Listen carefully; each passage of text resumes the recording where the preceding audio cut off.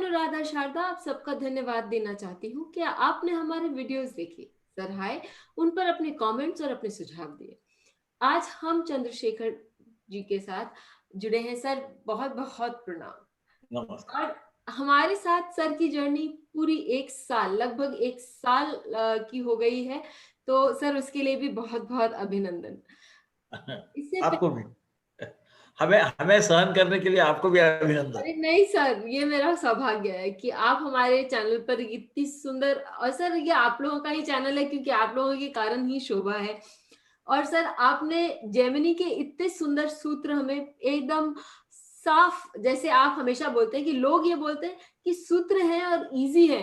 तो इजी तो जब आप इसको ट्रांसलेट करते हैं, कटपद आदि मेथड्स यूज करते हैं, तो मुझे कभी भी नहीं लगा कि ये इजी है। लेकिन आपने स्पेशली, जो हमने लास्ट टाइम देखा नवांश और इष्ट देवता, लोग हमेशा पूछते हैं कि हमारे इष्ट देवता कौन होने चाहिए, हमें क्या मंत्र करना चाहिए। दूध का दूध पानी का पानी करके सर ने बताया है, तो वो वीडियो देखना ना भूलिए। और साथ ही सर के ब्लॉग्स पढ़ना ना भूलें।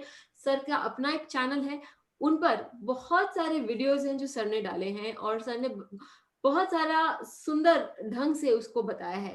सर की किताबें भी हैं जो सर ने लिखी है। तो इन सब के साथ आगे बढ़ते हुए, सर अब आज प्लीज एक बार फिर स्वांश की डेफिनेशन हमें वापस बता दीजिए। स्वांश यानी खुद का अंश, है ना? जी। तो इसके अनेक अर्थ होते हैं, परंतु मुझे ऐसा लगता है कि जहाँ चर आत्मकारक बैठता है, स्थित होता है नवमांश कुंडली में, उसे स्वांश कहना चाहिए। और ये जो अंश है, ये जो नवमांश है, जी। इसकी जो राशि है, इसे जब हम राशि चक्र में देखते हैं, उसे कारक अंश कहना चाहिए। जी। आत्मकारक तो वहां पर भी वो आत्मकारक ही रहेगा, वो दूसरी जगह बैठ सकता है, जरूरी नहीं कि वो, क्योंकि वर्गोत्तम होगा तो ही दोनों एक होंगे, वरना होंगे नहीं। और दोनों से भी हम देख सकते हैं, ये जो भी हम बता रहे हैं, अभी तो हम स्वांश से स्थिति कोई बता रहे हैं, पर ये से देख सकते हैं, आत्मकारक के स्थिति से भी देख सकते हैं, लग्न से भी देख सकते हैं। बहुत ज्यादा फर्क नहीं पड़ेगा, क्योंकि खुद महर्षि ने भी कहा है कि लग्नात्वा स्वांशात्वा ग्रेष्काणात्वा, ग्रेष्कण से भी आप देख सकते हो, पर देखते वक्त ये ख्याल में रखना कि यहाँ राशि दृष्टि का प्रभाव ज्यादा रहेगा। ऐसा नहीं कि ग्रह दृष्टि का न होगा, परंतु राशि दृष्टि का प्रभाव खासकर नवांश में हमें देखना चाहिए, क्योंकि दृष्टि जो है वो अंशों में बताई गई है।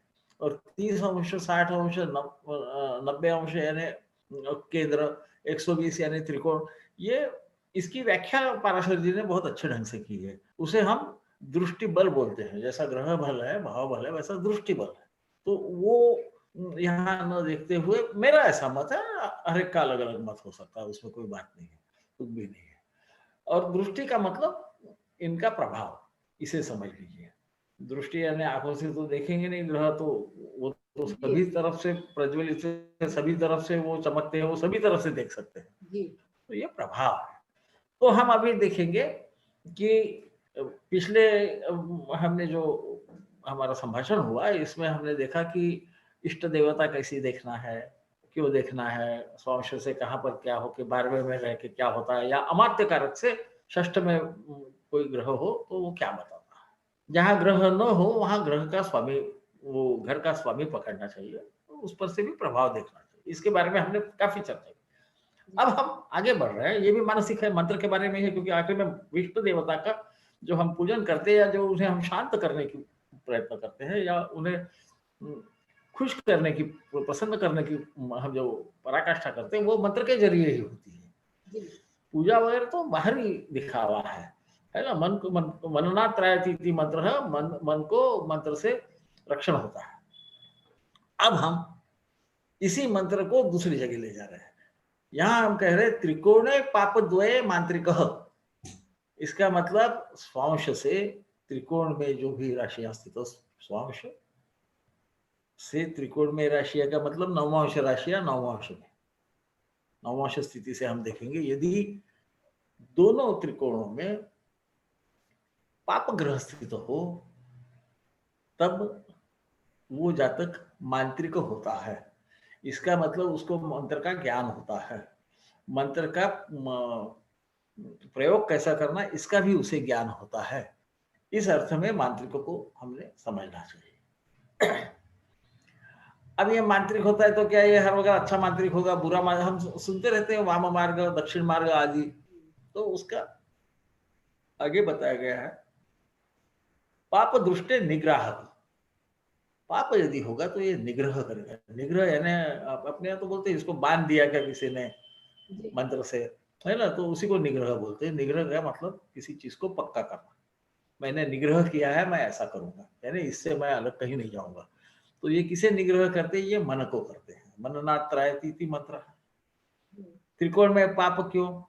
पाप ग्रहों में ऊर्जा रहती है, क्योंकि काम करने के लिए ऊर्जा की जरूरत पड़ती है। इसीलिए आप देखेंगे कि मंगल तलवार चलाते हैं, सूर्य राजा बनते हैं, ये सब जो काम है ये पाप ग्रह ही करते हैं। इसको लोगों को बुरे अर्थ में मत लीजिए, आप समझने की कोशिश कीजिए। और त्रिकोण में क्यों? त्रिकोण क्या है? पंचम भाव जो है ये मंत्र भाव बोलते हैं इसे, है ना। यहाँ पे आप मंत्र ग्रहण कर सकते हो, नहीं कर सकते, ये आपके खुद के जो राशि चक्र है उस पे निर्भर करता है। अवबिल होगा। और नवम भाव जो है वहां से मंत्र आता है, वो गुरु का भाव है। मंत्र आखिरी में सिद्ध गुरु ने दिया तो ही वो मंत्र फलित होता है, वरना ऐसे तो फुटाने के समान मंत्र वगैरह आजकल बांटते हैं। परंतु कुलार्णव तंत्र ने कहा है कि सिद्ध गुरु से प्राप्त मंत्र ही, उसने दिया हुआ मंत्र उसके प्रिय शिष्य को वही केवल कामयाब होगा। तो मैं तो वो मंत्र शास्त्र में नहीं जाता, मैं उसका ज्ञाता भी नहीं हूँ, पर मुझे जो पता है वो बताने की कोशिश कर रहा हूँ। इसका कारण यह है कि हम इसके पीछे की भूमिका समझें। केवल सूत्र पाठ कर लेने से हम उसका प्रयोग न कर पाए, ऐसी मुझे आशंका रहती है। इसलिए मैं थोड़ा सा विस्तार से बोलने में विश्वास रखता हूँ। अब ये पाप दृष्टि से तो ये निग्राहक हो गए, तो ये तकलीफ देगा। हम जिसे अभिचार आदि कहते हैं ना, वो ये निग्राहक है। तो सर यहाँ एक क्वेश्चन आता है। हाँ बेटा। एक क्वेश्चन ये है कि ऐसा व्यक्ति करेगा या इस पर होगा, क्या ये नहीं, दोनों चीज? नहीं, ये मांत्रिक है, ये करेगा। जब वैसा रहता है ना, तो जैसा सगुली के विषदो विषहतो वा, सूत्र ऐसा कहता है। अच्छा। या तो उस पे विष प्रयोग होता है खुद, या ये विष प्रयोग करता है। हतोवा, यस। सूत्रों में हाँ, हाँ, इसीलिए ऐसा, हाँ, वा नहीं आया यहाँ पे, ये मांत्रिक है। जैसा आस्तिक है, आपकी आस्था है, ये मांत्रिक है। इसका मंत्र पे विश्वास भी है, इसको आता भी है, क्योंकि आस्तिक बगैर भगवान जाने तो भगवान की पूजा ही नहीं करेगा, है ना। तो आप इस अर्थ में इसे समझने की कोशिश कीजिए। जिन पे प्रभाव होता है वो अलग रहते हैं, है ना। वो तो वो जातक पे है, उसका मन यदि थोड़ा सा, क्योंकि ये मंत्र है, ये मन पे ही प्रभाव करता है, और मन पे प्रभाव करके मन को ही कुछ कराने लगाता है। कर्म जो है ये मन से शुरू होता है। हम बोलते हैं हिंदू सर्वत्र बीजा हो, मन ही, चंद्र ही, चंद्रमा मनसो जाता है बोलते हैं ना, तो चंद्र तो मन है, तो हाँ ये सबकी जड़ है। जी। अब इसको मैंने यदि गड़बड़ कर दिया तो ये गड़बड़ काम करेगा। जी। तो ये निग्राहक लोग ऐसा कर सकते हैं, ऐसी धारणा है, और वो कुछ प्रमाण में सही भी है। परंतु आजकल ऐसे ज्यादा रहे नहीं है, वो झूठ बोलने वाले बहुत ज्यादा है। तो चलो हम विषय से हटे नहीं। आगे क्या होता है? शुभ दृष्टि अनुग्राहक, क्योंकि ऊर्जा है, ये ऊर्जा व्यक्त तो होगी। कैसी होगी? पाप दृष्ट होगा तो पाप रीति से होगी, और शुभ दृष्ट होगा तो शुभ रीति से। अनुग्रह करना, हम बोलते हैं ना, अनुग्रह किया किसी को, कुछ हम आशीर्वाद जब देता है भगवान, हम तो नहीं, भगवान जब देते हैं तो हम बोलते हैं अनुग्रह हुआ हमें, हमारे गुरु जी का अनुग्रह प्राप्त हुआ, है ना। अनुग्रह ये रक्षा कवच के समान आप समझ सकते हैं। तो ये अनुग्रह का जो है, वो निग्राहक ने यदि कुछ किया तो इसको बंद कर सकता है ना। तो पर मैं फिर बार बार बताऊंगा कि ये मंत्र के होने की बातें तो बहुत करते हैं, करने वाले बहुत कम रहते हैं, ये समझ लीजिएगा। परंतु ये इसके अब वो, यदि आपको कोई बेवकूफी बनाने वाला, तो वो अपना सही वक्त भी नहीं देगा जन्म का। परंतु यदि आपको मालूम है कि वक्त सही है, तो आप इससे देख सकते हैं कि क्या इसे सचमुच मंत्र ऐसा होता है, हाँ। या शक्ति होने की संभावना है। संभावना होगी तो आगे की बात है, फिर वो कर्म करेगा तो प्राप्त होगा, वरना ना होगा, है ना।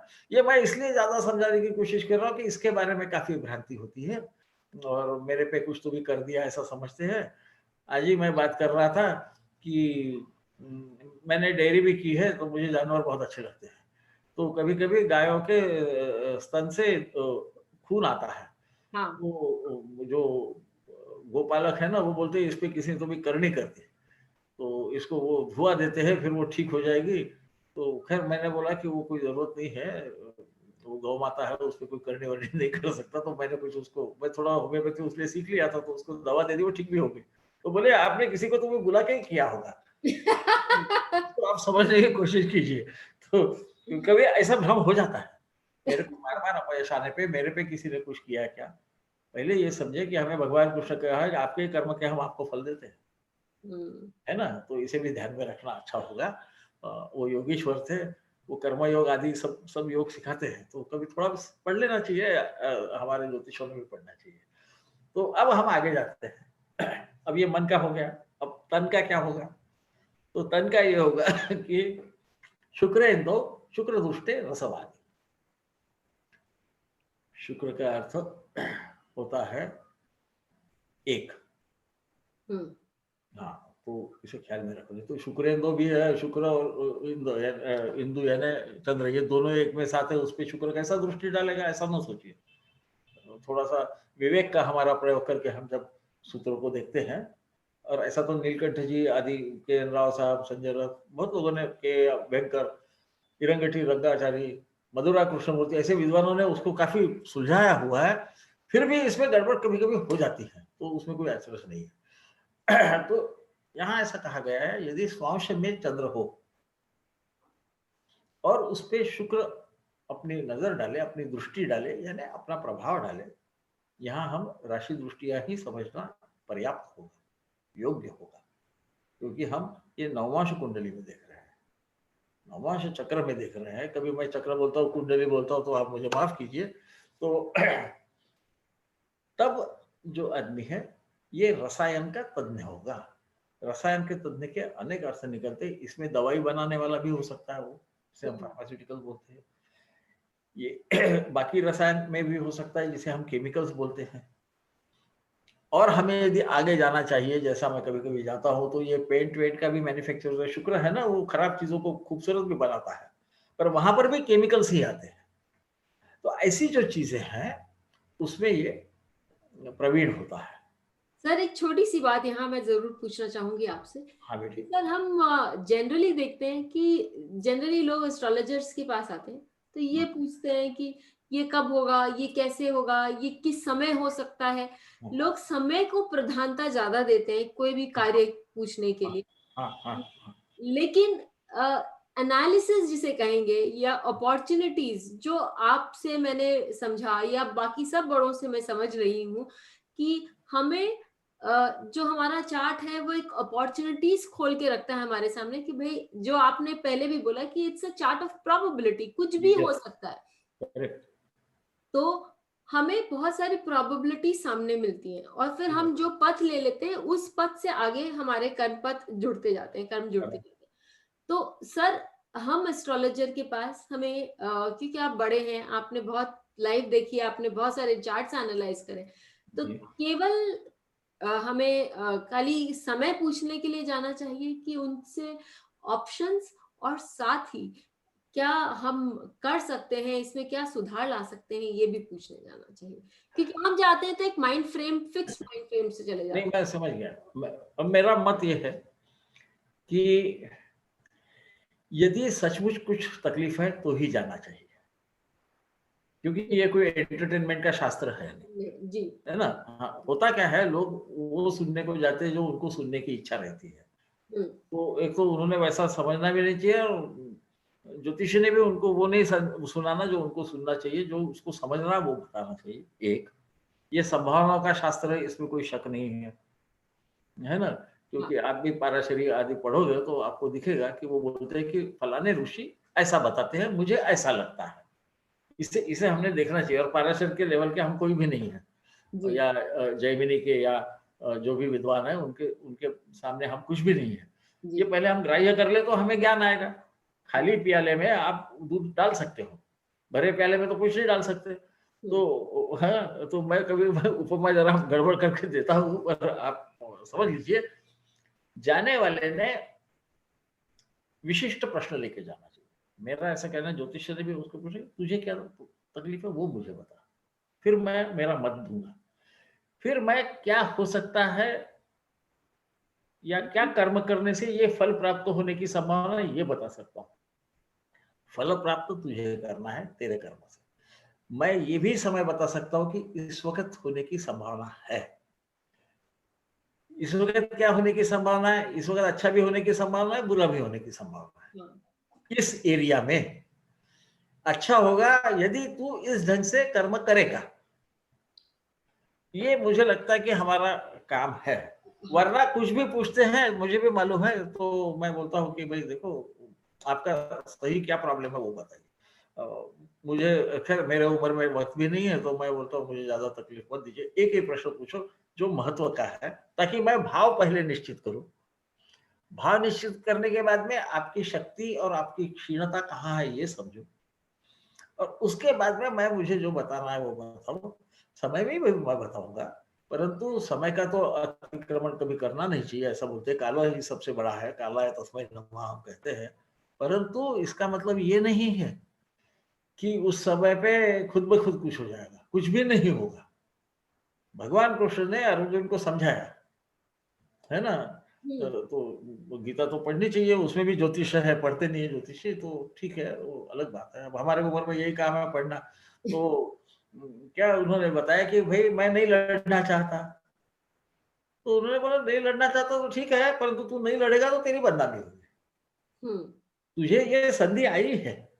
क्षत्रिय को बड़े मुश्किल से युद्ध में जाने का अवसर प्राप्त होता है। मेरे ख्याल से पहले अध्याय में शायद दूसरे अध्याय में शायद कहा हाँ, है ना? हाँ, कि ये तो बड़ा मुश्किल से ये महाभाग्य तुझे मिला है। तू नहीं करेगा लोग तेरे बदनामी होगी, बाकी कुछ नहीं होने वाला। हुँ, तू मर भी जाएगा यहाँ पर तो तेरे लिए अच्छा इसलिए है कि तू स्वर्ग जाएगा। क्षत्रिय रणभूमि पे मर रहा है, खटिया पे नहीं मर रहा। हुँ, और यदि जीतेगा तो पृथ्वी का राज करेगा। हाँ, तो भगवान भी यही बता रहे हैं उसको। फिर उसको बताते हैं तेरे में क्या कमी है, तेरे में क्या शक्ति है। उसको बोलते हैं ज्ञान मार्ग तेरा नहीं है, इसलिए शांति। मैं कर्म मार्ग बताता हूँ, वो तेरे काम का नहीं है। तो वो भी यही कर रहे हैं जो हम करते हैं। हमने करना चाहिए, हम करते नहीं है, हमने करना चाहिए। कि भाई मुझे ऐसा लगता है कि ये शायद आपका एरिया शायद ये होगा। अच्छा हमारा यदि कहना सही होगा ना उसके मन में भी वो चीज़ उभरती होगी। हाँ, हाँ, तो बोला हाँ, मुझे वही ऐसा अच्छा लगता था पर माँ ने नहीं बोल दिया। तो हम बोलते माँ को उसके कि उसको करने दो, वो सही जगह जा रहा है, तो उसी से उसका भला होगा। तो उसके लिए हमने इसे प्रयोग करना चाहिए। केवल समय बताना तो ठीक है, पर वो समय घटित होगा तो तभी होगा जब आप उसके लिए प्रयास करोगे और कभी-कभी आपके हिसाब से जो अच्छा है, वो कभी अच्छा ना हो और जो आपके हिसाब से बुरा है, वो भी कभी अच्छा हो, इसे भी हमें समझना चाहिए। तो हमें मेरे ख्याल से थोड़ा-सा विस्तृत उन्हें बताना अच्छा होगा। पर लोगों को आजकल क्या है बेटा कि उनको ज्योतिष के मुँह से वो सुनना रहता है जो इनकी इच्छा रहती है। तो वो उसको ज्योतिष ने कभी उस लालच में नहीं पड़ना चाहिए। क्योंकि ऐसा बोला गया है कि नानुतं च प्रियं ब्रूयात्। झूठ कभी नहीं बोलना चाहिए क्योंकि किसी को अच्छा लग रहा है। हाँ, सत्यम ब्रूयात प्रियम ब्रूयात। हाँ, सत्यम अप्रियम न ब्रूयात। बुरा प्रिय मत बताइए, उसको डराइए मत। वो वैसे ही डरा हुआ आया है आपके पास, यदि हुँ, सचमुच उसको तकलीफ है। ऐसे चकलस के लिए आते हैं, उनको छोड़ देना चाहिए। तो वो समझ जाते हैं ज्योतिषियों को कोई उसको वक़्त नहीं लगता।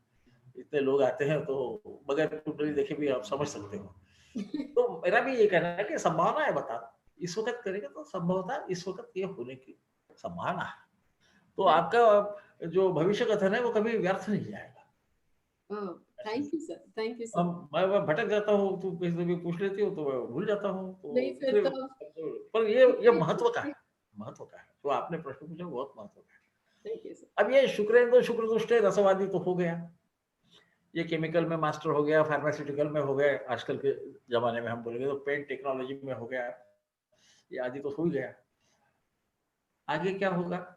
तो यदि बुध दृष्टे भिषक, भिषक है ना डॉक्टर जिसको बोलते हैं, वैद्य बोलते थे उस जमाने में। भिषक यानी सूर्य को भिषक कहा गया है, भेषज कहा गया है ना? अब ये बुध जब चंद्र पे दृष्टि डालेगा स्वांश में स्थित, स्वांश का क्या महत्व है? वहां आत्मकारक है। आत्मकारक है जिस चीज पे आपको मैं उसको आत्मबल का कारक ज्यादा बोलता हूँ, मैं आत्मा का कारक कम बोलता हूँ, क्योंकि आत्मा को कोई लगता उगता नहीं है, वो ऐसा भी अछूता ही है, उसको आप कुछ नहीं कर सकते। है ना? ऐसा ऐसा भगवान ने बताया, मैंने नहीं बताया, तो गलती होगी तो मेरी नहीं है भाई।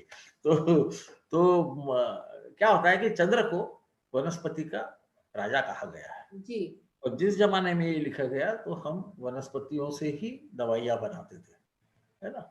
और वनस्पतियों में आपने यदि देखा होगा या आयुर्वेदाचार्य जो पुराने होंगे वो बताएँगे कि अमुक एक नक्षत्र पे ही वो वनस्पति निकालना चाहिए।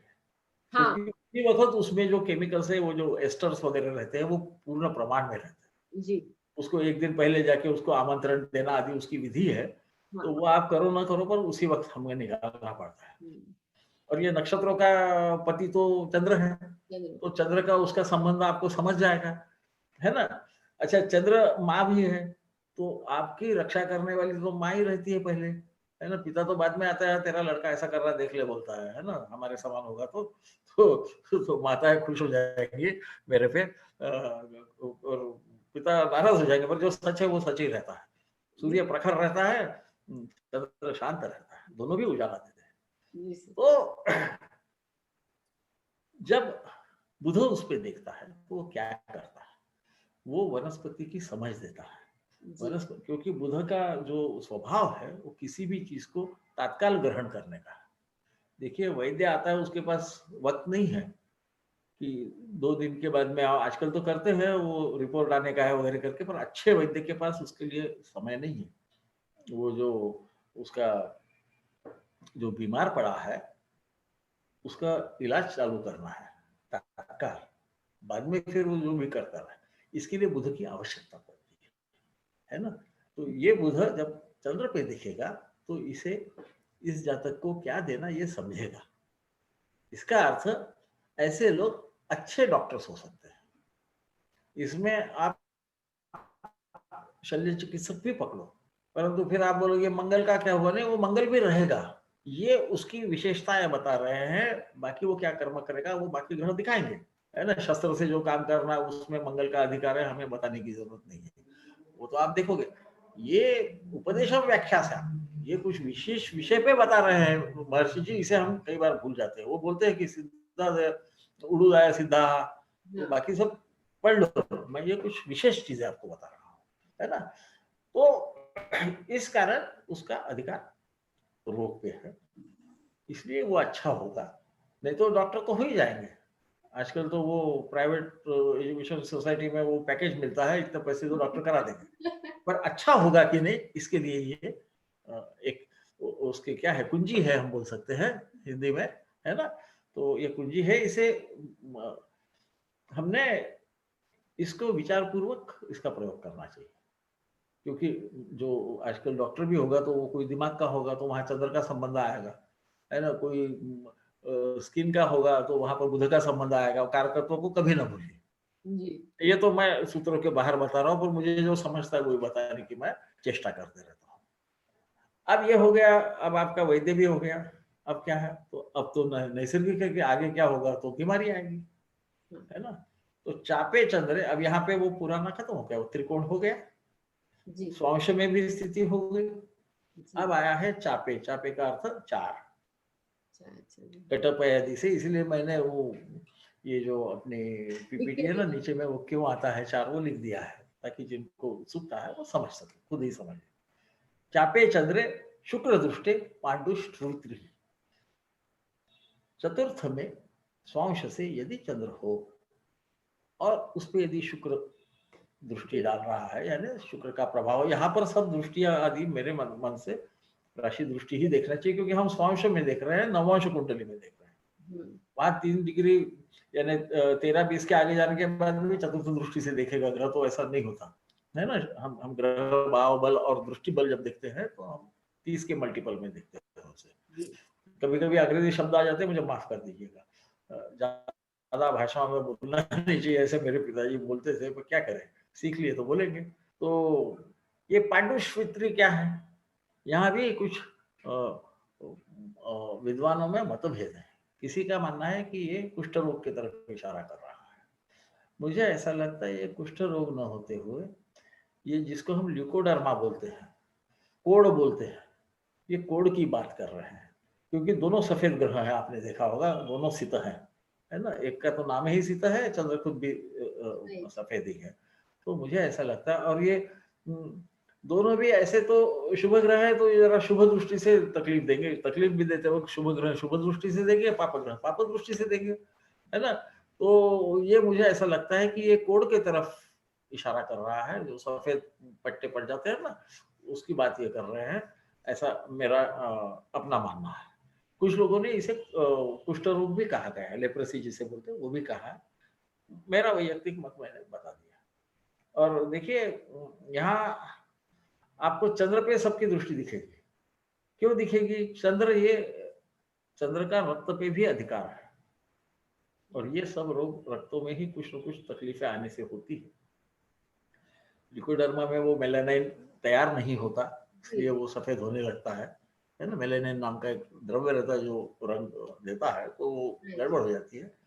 तो ये चंद्र का आपने पहले देखा है कि वो रसवादी से संबंध है, हाँ। वो कुछ केमिकल्स में भी गड़बड़ कर सकता है ना। तो ऐसे इस ढंग से हमको सोचना पड़ेगा, ताकि क्योंकि ऐसे हमें बिल्कुल इसी प्रकार के केवल चंद्र पे केवल शुक्र दृष्टि डाल रहा है ऐसा मिलने वाला नहीं है। जब आप सचमुच के चार्ट्स देखेंगे तो। आएंगे आपके पास, वो जरूरी नहीं है उसमें और भी कुछ होगा। तो फिर इसलिए मैं थोड़ा सा विस्तार से बोल रहा हूँ। तो ये होने के बाद क्या होता है, कुज दृष्टे महारोग। अब ये महारोग के दो अर्थ हैं। एक तो हम महारोग तो किसको बोलते हैं सबको मालूम है, जिसे लेप्रेसी कहा जाता है। जी। पर महारोग का अर्थ बहुत बड़ा रोग ऐसा भी हो सकता है, तो जी। ये संस्कृत है। पर मुझे लगता है यहाँ पे महारोग का अर्थ लेप्रेसी ही है। क्योंकि देखो, कुज दृष्टि बोल रहे हैं। कुज ये मंगल है, ये काटपीट भी कर सकता है, ये तोड़ताड़ भी कर सकता है। इसका जब प्रभाव रहता है, तो वो जो अंग है इंसान का, उस पे लालिमा आती है हाँ। ना। हाँ, तो अरे, आप लोगों को तो मालूम ही है, फिर भी मैं बताता हूँ कि इसलिए, और वो काटपीट भी कर सकता है। ये महारोग में क्या होता है, ये उंगलियां वगैरह गिर जाती अच्छा। है ना। तो आप उसको ऐसा काटो या ऐसा काटो, पर वो जाती है। तो शायद कुछ दृष्टि महायोग रोग ज्यादा योग्य है, वो चंद्र पे ही देखता है, वो भी फिर ब्लड से ही रक्त से ही संबंधित है। उसमें के जो लाल हेमोग्लोबिन के सेल्स रहते हैं, उस पे कुछ का अधिकार है, इसे समझे हम, तो हमें वो थोड़ा थोड़ा ख्याल में आएगा कि क्यों ऐसा कहा महर्षि ने। लोग बोलते हैं कि महर्षियों के वचन पे कुछ भी नहीं पूछना, पर ऐसा नहीं है। वो बोलते मत भेदे मुनि ना तू ज्योतिषे वैदिके तथा, है ना, वो ग्राह्य करो जो अच्छा है। तो ज्योतिष में ये अलाउड है, बाकी वेदांगों में नहीं है। बाकी वेदांगों में जैसा है वैसा ही आपको लेना पड़ता है। तो हम इसलिए कुज दृष्टे महारोग। फिर इसमें क्या होता है, कई बार आगे जाके, ये तो हो गया कुज दृष्ट हो गया, महारोग हो गया, इनकी उंगलियां गल गई, ये एक्सट्रीम में होता है, शुरू में नहीं होता। फिर आता है केतु दृष्टे नीलकुष्ठम। केतु के कारण नीले रंग का कुष्ठ होता है, ऐसा बोला। ठीक है। अब ये कुष्ठ का अर्थ लेप्रेसी तो होता है, पर इसके काफी अर्थ होते हैं। और ये नील का अर्थ नीला मत लीजिए, घन नील यानी काला ही। कृष्ण भगवान का वर्णन है, वो हम आजकल उसको नीला पेंट करते हैं, वो अलग बात है, वो ये सिनेमा में, परंतु वो घन नील है। पानी जिसमें रहता है, ऐसे मेघ के समान जो नील वर्ण है, उसे वो कृष्ण का रूप है। कभी पानी भरे हुए आप जब देखोगे हाँ। आकाश में, है ना, तो आपको ख्याल में आएगा कि वो मेघ काले दिखते हैं, हाँ। परंतु उसमें पानी होने से हम उनके लिए आतुर रहते हैं। वही भगवान कृष्ण है ना, क्योंकि वो हमें ठंडक भी पहुंचाते हैं। तो इस ढंग से यदि हम देखें तो क्या बोलते हैं उसको कि व्याख्यान वैसे। धार्मिक धार्मिक चीजों पे मैं सहसा बोलता नहीं हूँ, परंतु मैं इमेजरी इसलिए दे रहा हूँ कि इमेजरी से हमें जल्दी समझ में समझ आता आता है। हाँ। है ना। अब ये केतु है, ये क्या करेगा, ये कौन सा काले रंग का कुष्ठ देगा, काले रंग का रहता है। मेरा मानना ऐसा है कि ये जो बात हो रही है गैंग्रीन के बारे में हो रही है। ओके। गैंग्रीन यदि किसी ने देखा होगा तो वो अपने हाथ पांव जो भी गैंग्रीन से अफेक्ट हो जाते हैं, गाय जिन्होंने पाली हुई उनको मालूम होगा, उनकी दुम जो है उसको गैंग्रीन हो जाता है। उसको हमारे मराठी में उंदरी बोलते हैं, कोई कैंसर ऑफ द टेल बोलता है, परंतु वो गैंग्रीन है, वो बढ़ते जाता है धीरे-धीरे और अच्छा। उसे काटना ही पड़ता है। हाँ, नहीं काटे तो वो गाय मर जाती है। हाँ, गैंग्रीन में भी आपका यदि वो खासकर भी जो काटना जूते में पड़ता जाते हैं, जो बर्फ में रहते हैं, यदि वो बगैर किसी जूते से चले, तो उनकी उँगलियाँ गिरने के स्टेज गैंग्रीन हो जाता है, वो ऊपर-ऊपर चढ़ता है, उसको काटना पड़ता है। ये केतु है, जो गिवर अप है, है।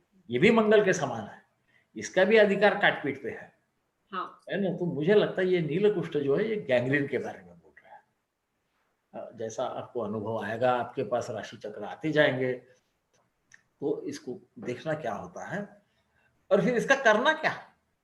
मेरा कहना ऐसा है या मेरा मानना ऐसा है, कहने वाला तो मैं कुछ नहीं हूँ, पर मानना ऐसा है कि ऐसा यदि हमें संभावना दिखे, तो हमारा कर्तव्य है कि उनको बताना, कि भई ऐसा कभी हो कि भई कुछ आपको सेंसेशन नहीं हो रहा है, कोई स्पर्श हो रहा है, समझ में नहीं आ रहा है, तो डॉक्टर को ज़रा दिखा दीजिएगा। कुछ प्रॉब्लम हो सकता है आपके खून में क्योंकि हम चंद्र की बात कर रहे हैं तो कोई प्रॉब्लम नहीं है। हाँ, तो डॉक्टर को दिखा देना ज़रा खून-वून आप दिखवा लीजिएगा, ताकि ये वक़्त पे ही ठीक हो जाए। राइट। आखिरी का छोड़ के बाकी सब जो है ये दवाई से ठीक हो जाता है। हाँ, हाँ। पांडुश्रुति तो ठीक होती नहीं है, वो सफ़ेदी दाग रहते हैं पर उसमें भी वो डाई वगैरह इंजेक्ट करते हैं तो वो दिखता नहीं है।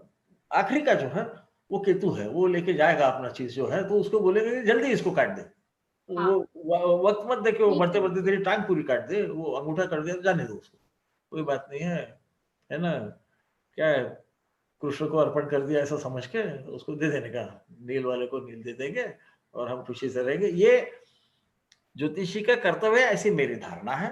तो मैं ज़्यादा बोल गया होगा तो मुझे नहीं, सुनने वाले क्षमा कर दें परंतु क्या है, खबर बहुत है, बताना होता है। सर बहुत सुंदर वर्णन और इससे हमने सर से बहुत कुछ सीखा इस एपिसोड में कि हमने देखा कि कोई कौन रसायन की तरफ जा सकता है बहुत सुंदर यदि उनकी चार्ट में कॉम्बिनेशंस हो नवांश चार्ट में तो वो कौन है जो रसायन यानी कि आपके रिसर्च ऑफ द केमिकल्स की तरफ जा सकता है या उनके साथ काम कर सकता है डॉक्टर्स के कॉम्बिनेशन क्या है साथ ही रोग क्या हमको हो सकते हैं या मंत्रणा किस तरह से हम कर सकते हैं इसी के साथ फिर मिलेंगे एक एपिसोड में तब तक के लिए डेफिनेटली हमको लिख के बताते रहिए कि आपको एपिसोड कैसा लगा सब्सक्राइब और शेयर करना मत भूलिए सर नमस्ते।